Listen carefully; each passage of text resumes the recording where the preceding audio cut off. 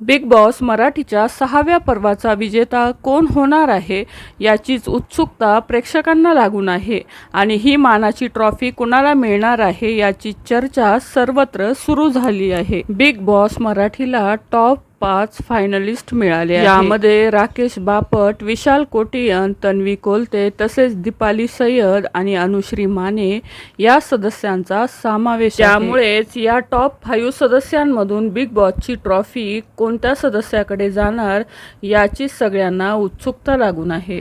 19 एप्रिलला big बॉसचा grand finale होणार आहे. या दिवसाची सर्वच जण आतुरतेने वाट पाहत आहेत. पण फिनाले होण्याच्या आधीच बिग बॉसच्या विजेत्याचं नाव समोर आलं आहे.